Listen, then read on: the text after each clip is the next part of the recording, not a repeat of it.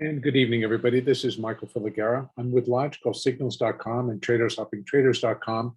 And this is the Elliott wave update for the S&P 500 for Tuesday, October 5th, 2021. Today was one of those days where it really threw out some anomalies to me in the NASDAQ. But actually, as I spoke last night in the update, wasn't really as great a surprise here in the S&P. I had been discussing last night and left this open as to what exactly this may or may not have been, with the possibility that the wave two, the minor wave two, may still be in progress. And if that was the case, then a break above 43.67 was more than likely going to occur. That may still be in the script, but the market basically sold off pretty strongly in the last hour, 2 hours today. And that may throw it a little bit in a different direction. So for right now, I am leaving that a minor one and minor two of a larger intermediate third wave. And if we're running it against the other view, the alternate view, this is A and B, and we're dropping in a C wave, it's still going to carry the same consequences on this level, on that minor level. It would be minor wave one of C, minor wave two of C. So I've now believed that I can count 5 down to this level. And so I'm going to label that as a minute first wave of this third wave. So it's one of 3. And as long as this remains below 4,367.50, then, and continues to go down, I can consider this a wave 2. If you remember, under Elliott, one of the things that Elliott spoke about was the power within a second wave, depending on where it's beginning. This came down, nearly tried to make the new low. When it didn't, the buyers just took over and then moved in. That continued today. The buyers continued to move in. Now, you can hang your hat on a ton of reasons, but here's the bottom line. It happened.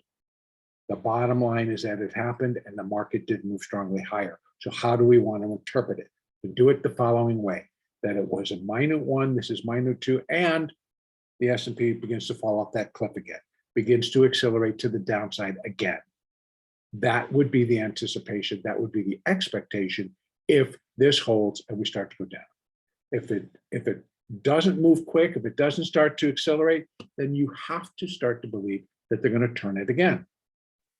Now, once again, on the hourly, it came up, it touched the 50, touched the 200, got above it, took it back, and now basically closed below it, and now is trading still below. Up a little bit as we begin Globex, but still below that line. If it moves back above and goes above 43.67 or 43.68, you can call it, then it is likely still a minor wave 2, but that's going to come in higher. And then we could be running a Fibonacci's, but going in this direction. And I'm just going to run them in conjunction with what I already got up there, because I can take them right off. So if it ends up being that, then we're looking at, down there. We're looking at the potential for the market, since it's already surpassed the 382. We've got the 50% mark is right there, just below 4,367 or 68. It comes in at 65. Boy, if it got that close, it could still be just a wave 2. But if it got up to like 43.90 or above this level, these are the levels it could now go to. 43.90, 44. We discussed that previously in terms of if the wave 2 gets moved out. That has not been brought into play just yet, but it remains a possibility. Okay, so I'm going to take that one off. If we are going to assume that the market is not going to break that level and head up towards 4,400, again, still in a corrective mode. If it does, I'm still anticipating the start of a large third wave down. whether this is a C wave or whether this is a third intermediate wave, it remains the same in that we would be expecting a third wave down. The only thing that would change is if it's an A, a B, and this actually completes a C wave. And now we're going to be, and that the whole thing collectively is a larger A wave, then we could be getting a larger B wave, and that would produce higher buying. But again, first challenge would be breaking above that and then breaking above 4409. Above 4409 and clearly above the 200-day moving average will begin to throw weight around as to what the count is and what we can expect and how we should trade it. But for right now, I'm giving all benefits to this particular count, and that the C wave is happening now and not later after we finish a B wave. So in other words, the stronger decline can happen now, or it can be an ABC, wave A, now we're going to do a B, and then we get that stronger C wave.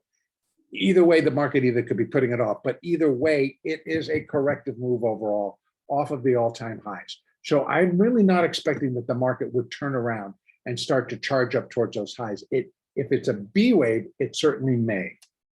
But then we'll go over what all of the signs are telling you of if it's a B wave, how it's deceptive, how it could be deceiving in that it'll move up like you are just going to the moon, stop, reverse, and die as a C wave takes over. These are all part of these corrective waves that can just rack your brain and alter your P&L if not traded properly. So what I am going to look for from here is that if a continuation got to the downside, if it breaks back below the 20 and the 50, we should start to get some downside acceleration, which would give credibility and support to this actually being the start of a third wave down, or a 3 of 3 move down.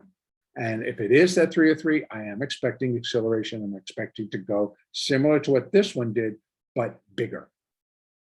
Then it just starts to go down.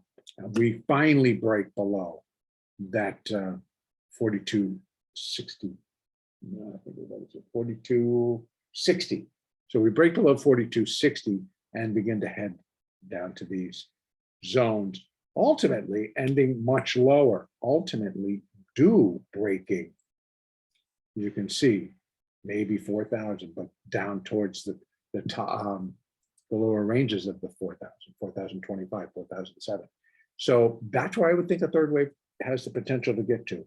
But right now, that's not the idea of the market participants at the moment. So again, something's got to rattle the cage, something's got to force them to change their mind. But the Elliott wave count is giving us both sides of that story right now. If they continue to find brilliance and good news, then I'm looking for it to kind of go. And 4409 changes the whole picture. Because this two can come up to this level before. So truthfully, it has to break 4472 before it no longer has any validity. Then for sure it's an A, B, and a C. That's a wave A, and we're in the B wave. But I don't want to give it that much. So, we start to change our mind about 4409. That's when it starts to look a little bit too much against us in terms of that immediate wave down now versus later. So if it begins, this is what I'm looking for. If you don't get it, stop looking for it and start looking for what might be happening on the other side. So, and here, I'd be looking for it to start to accelerate.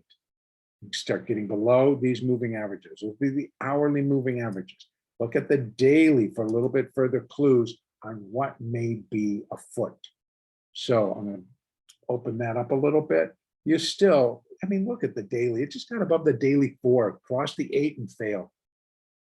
So it's still iffy, but they could just do it. But it's still, then once it gets above that, before it even gets to 4,400, it's got the 20, the daily 20 and the daily 50. Those should provide some pretty stiff resistance right now. If not, then it's the strength of the buyers. And basically what it's letting you know, it's like, we don't care, we're going. Their belief is that we do move higher, period. And that's why they're buying.